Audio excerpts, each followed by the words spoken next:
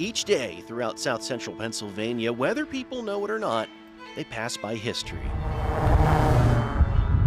And without some of this history, around the time of the colonies, the idea of the United States may have been just that, history. So I think it is special. Lancaster was the largest inland city in the entire 13 colonies at this time. You take the Conestoga Wagon Road, Lincoln Highway, it goes by many different names, Route 30 from Philadelphia to Lancaster.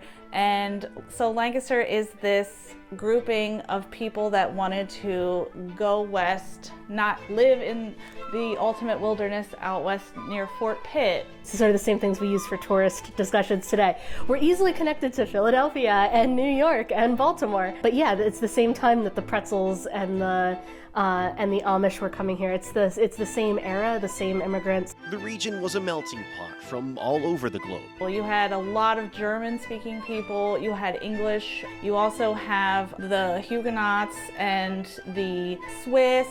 At the time of the American Revolution, there was also enslaved people of African descent living in Lancaster, and there is still an indigenous population of the Susquehanna and Conestoga. Hunting skills weren't just for sport, but could be the difference between whether or not a family or community had something to eat on a given day. German and English immigrants were modifying European hunting rifles to be more effective in the American wilderness. These German craftsmen are coming and they have all these skills with rifle making, and they're starting to make these long rifles, and they're starting to adapt them and change them and improve them to make them even better, higher accuracy, faster loading, not as clunky. So you needed accuracy, and one of the ways they did that was through the rifling. But also it could be, they made the barrels longer and the caliber size smaller, so the bullets were smaller, but they kept the same amount of powder in the rifles, which essentially meant that it would fire also at a faster velocity. So they just found that it was more accurate, and if you're out hunting, accuracy matters. It's the birth of the Lancaster Long Rifle. Gun makers throughout the region were popular spots to pick up the latest advancement. We have the industries of milling and rifle making for the barrels, but then you also have the woodworkers crafting the wooden parts of the rifles. But Lancaster at this time was home to many, many craftsmen. These duties are an infringement of our natural and constitutional rights.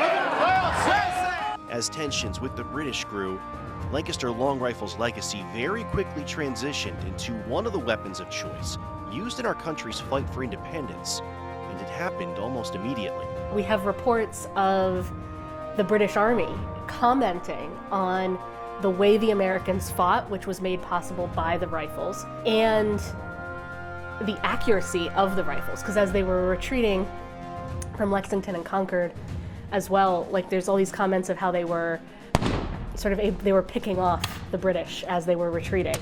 And that was largely possible due to the accuracy. The accuracy of the Lancaster Long Rifles was something that the British, with all of their might, didn't have with their muskets. Muskets are coming out of Germany, and that is one of those weapons where you point in the correct direction and you hope for the best.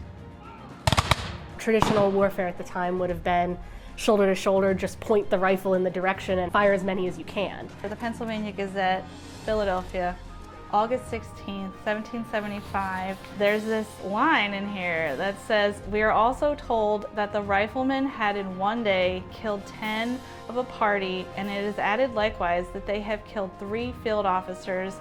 A sentry was killed at 250 yards distance." And then we have a similar article, Wednesday, August 16, 1775, Pennsylvania Gazette, Philadelphia, and it says, "Killed 3 men on board a ship in Charlestown Ferry at the distance of a full half a mile."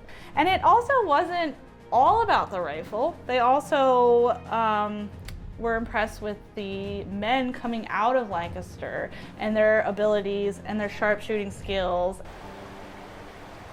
Mills near the many waterways around the county worked as the Continental Army requested more, as the roads were busy with deliveries. There's constant letters back and forth demanding, wagons of rifles. Please send, please make, we need more. I know it was hundreds upon hundreds of rifles they were asking for, and the craftsmen were trying to keep up. I think it's because the Lancaster Long Rifle was such a perfect product at that time, and there was literally no comparison being made in the colonies. So the Lancaster Long Rifle really did play a huge part in helping the Patriots win the war, I believe. I think it was due to the craftsmen of those long rifles coming out of Lancaster. The Lancaster Long Rifle's advances helped win the Revolutionary War, but looking at the rifles, like the ones on display at historic Rock Ford, helps you see the detail and time spent on each one. It's not just an element of the art of war, but art itself. People don't often expect to see rifles in a decorative arts gallery. They expect furniture and things like that. Yet these are pieces of art.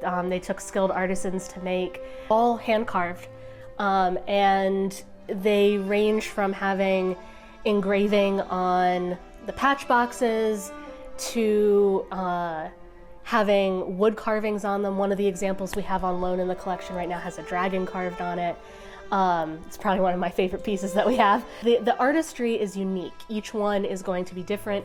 Each one is going to be customized to the owner's taste. Their role, whether as a hunting tool or a weapon of war, made them a fairly common item to pass down from generation to generation. One of our lenders to our gallery exhibit is a descendant of the Reeser family of Lancaster, who was a gun maker, and he still has rifles that were made by his ancestors. So I think if you are passing down rifles, made by your father and so on and so forth, I think that carries a lot of weight, the craftsman that passes those down. And I do know of other families in the area. I know the Faree family also had passed down some of their rifles to their children, and they're still around today, and they're still involved, and they're still interested.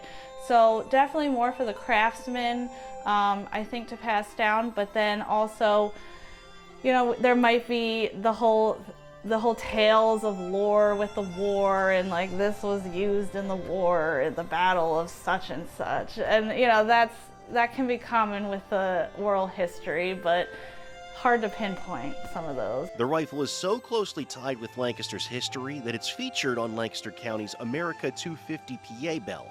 No matter how far they traveled from where they were first made or what other names they may have taken, it's a story that started in the Susquehanna Valley. The Kentucky rifle is the Lancaster Long Rifle. That's where it was born. Lancaster, that's where the craftsmen were, that's the craftsmen who made it, all Lancaster. So it's technically the Lancaster Long Rifle. But then we have that Conestoga Great Wagon Road. We have people migrating after the war, headed south, headed west, and the craftsmen are taking their skills with them. They're taking their rifles with them, and so it's just continuing on. And then you're also improving upon a product that's already pretty great and accurate and reliable. So eventually it does become the Kentucky rifle, and everyone in Lancaster is like, no, it's the Lancaster Long Rifle. So the amount of artistry, precision involved in this is really a testament to early American craftsmen here in Lancaster. But it's also a testament to Lancaster craftsmen today, because the tradition of making long rifles continues today. There are many makers here in Lancaster and elsewhere in Pennsylvania that still make these by hand. So it's a tradition of artistry that's continued. Alex Cawley, Fox 43.